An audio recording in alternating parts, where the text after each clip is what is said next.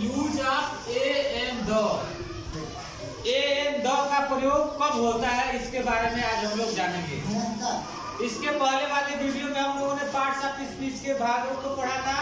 Noun, pronoun, adjective, verb, adverb, preposition, यहाँ तक हम लोगों ने पढ़ा है। आज हम लोग पढ़ेंगे use of A and the, यानी कि ए एंड द का प्रयोग कहाँ होता है। सबसे पहले हम लोग सीखेंगे कि ए और एन का प्रयोग होता कहाँ है। सबसे पहले इसके बारे में सीखेंगे कि ए और एन का प्रयोग कब होता है। इसको आर्टिकल भी कहते हैं। क्या कहते हैं? आर्टिकल। इसको आर्टिकल भी कहा जाता है। आज के वीडियो में केवल हम ए और एन का प्रयोग सीखेंगे, ठीक है। तो जैसे अंग्रेजी में होता है वावेल। क्या होता है? वावेल। वावेल को हिंदी में स्वर कहते हैं। क्या कहते हैं? स्वर।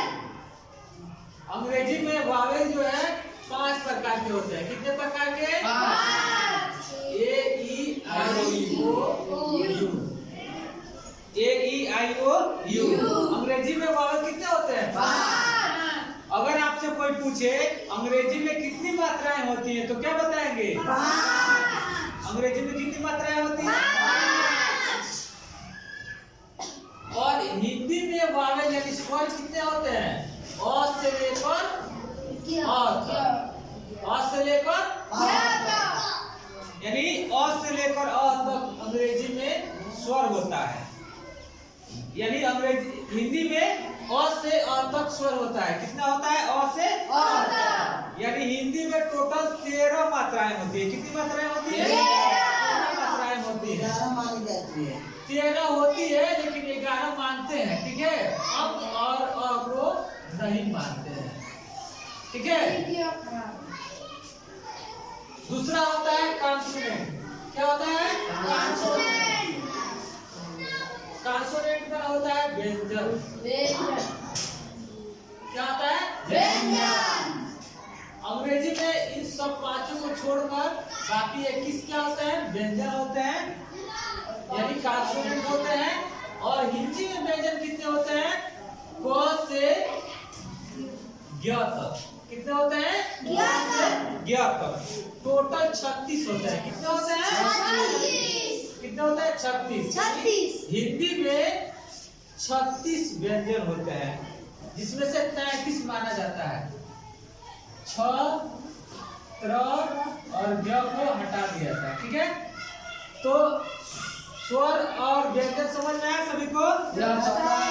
यानी अंग्रेजी में स्वर 5 होते हैं और हिंदी में स्वर 13 होते हैं, 11 माना जाता है। अंग्रेजी में व्यंजन 21 होता है, ए ई आई ओ यू को छोड़कर। जो बाकी 26 में से 21 बचे वो सभी क्या होते हैं? कॉन्सोनेंट होते हैं। हिंदी में कॉन्सोनेंट यानी व्यंजन क से ज्ञ तक 36 होते हैं, 33 माना जाता है। समझ में आया यहाँ तक?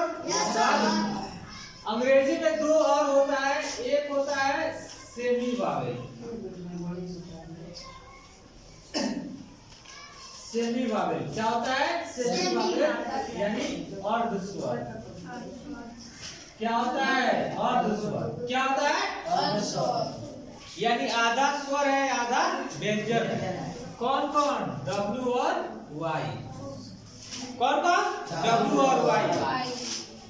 यानी अब इस 21 जो व्यंजन है उसमें से 2 को हटा दीजिए तो 19 पूर्ण रूप से क्या होते हैं? अंग्रेजी में क्या होते हैं? कॉन्सोनेंट होते हैं।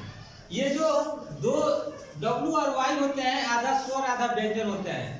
यानी जब यह दोनों किसी नाउन के पहले रहते हैं, किसी नाउन के पहले रहते हैं तो वहां पे व्यंजन होते हैं। जब W और Y किसी नाउन के पहले रहते हैं तो व्यंजन, और जब किसी नाउन के अंत में रहते हैं वहां स्वर होते हैं। जैसे आप लोगों को अगर हम ऐसे लिख दें डोली, देखिए यहाँ वाई नाउन के इस अंत में है ना, तो डोली ई के मात्रा के डॉली, तो यहाँ पे ई के मात्रा के लिए वाई लगा। यहाँ वाई जो है क्या है? स्वर है। वाई क्या है? स्वर है, क्योंकि यहाँ नाम के अंत में है। अगर आप जैसे ऐसे लिख दें YELLO येलो, तो ये देखिए यहाँ वाई जो है कॉन्सोनेंट है, व्यंजन है, और यहाँ डब्लू वावेल है। समझ में आया? दो अंग्रेजी में दो अर्ध स्वर भी होते हैं। क्या? दो अर्ध स्वर भी होते हैं। कौन कौन? डब्लू और वाई। तो आइए आज हम अपने टॉपिक की तरफ बढ़ते हैं। ए और एन का प्रयोग कब करते हैं? तो ए और एन का प्रयोग एक के लिए करते हैं। किसके लिए? एक के लिए। ऐसे नाउन के पहले करते हैं जिसको हम गिन सकते हैं। ऐसा नाउन जिसको गिन सकते हैं, यानी काउंट किया जा सके। काउंटेबल नाउन यानी गणनीय संज्ञा के पहले एक के लिए ए और एन का प्रयोग करते हैं। अब कहाँ ए और कहाँ एन का प्रयोग करते हैं, इसी के लिए हम आप लोगों को स्वर और वावेल यानी स्वर और कॉन्सोनेंट की पहले पहचान कराए हैं। जैसे अंग्रेजी में जब हम लिखते हैं तो लिखते हैं शब्द उच्चारण और लिखा जाता है ना, शब्द उच्चारण और लिखा जाता है कि नहीं लिखा जाता है? लिखा जाता है ना कि शब्द उच्चारण और। जैसे मान लो अगर हम लिखते हैं और हार्ट माने घोड़ा, ठीक है? जैसे अगर ऐसे लिखेंगे एक माने अंडा। तो देखिए यहाँ पे जब कोई अंग्रेजी हम पढ़ते हैं, अंग्रेजी का कोई भी शब्द पढ़ते हैं तो हमारे जबान पे उसका उच्चारण होता है, उच्चारण, ठीक है? यानी प्रोनाउंसिएशन, ठीक है? जैसे हार्स पढ़ेंगे तो हमारे जबान पे पहले क्या आएगा? हो आएगा। क्या आएगा? हो आ रहा है ना? तो हो किस क्या है? स्वर है या व्यंजन है? वावेल है या कॉन्सोनेंट? ये ह क से क्या तक में आता है? तो ह क्या है? कॉन्सोनेंट है, व्यंजन है।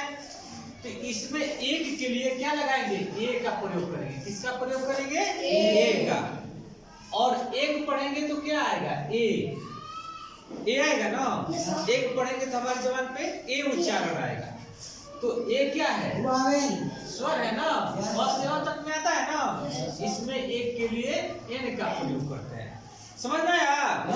कई लोग ऐसे कह देते हैं कि ए ई आई ओ से शुरू होगा तो एन, बाकी में ए, लेकिन कई जगह गलत हो जाता है। जैसे अभी आप लोग को हम यहाँ पे उदाहरण के माध्यम से क्लियर करते हैं कि कैसे गलत हो जाता है ऐसा। जैसे मान लो अगर लिखवा दिया जैसे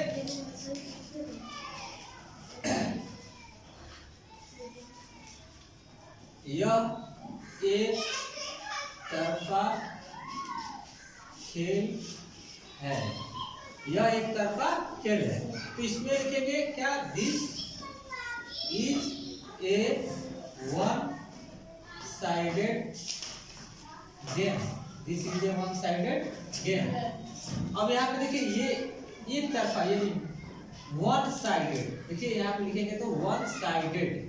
देखिए वो आ रहा है ना, तो वो वावेल नहीं है, कॉन्सोनेंट है ना? जबकि ये वो वावेल है। हमको इससे मतलब नहीं है, हमको इससे इसके उच्चारण के वावेल से मतलब है, ठीक है? ये ध्यान में रखना चाहिए कि उच्चारण का वावेल होना चाहिए, तभी एन का प्रयोग हुआ, नहीं तो ए का प्रयोग होगा। जैसे एक और उदाहरण देखिए, जैसे मान लो इस तरह से होता है, जैसे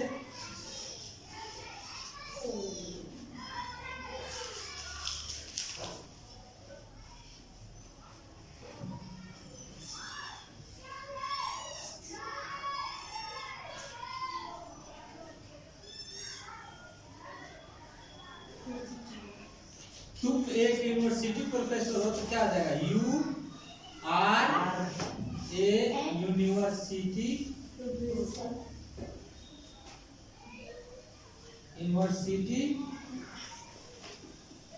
प्रोफेसर।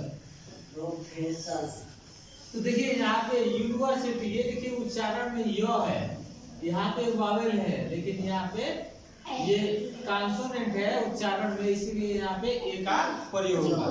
समझ में आया? Yes sir. तो ए और एन का प्रयोग कब करते हैं? जब काउंटेबल नाउन गणनीय संख्या होती है, यानी ऐसा नाउन जिसको हम गिन सकते हैं।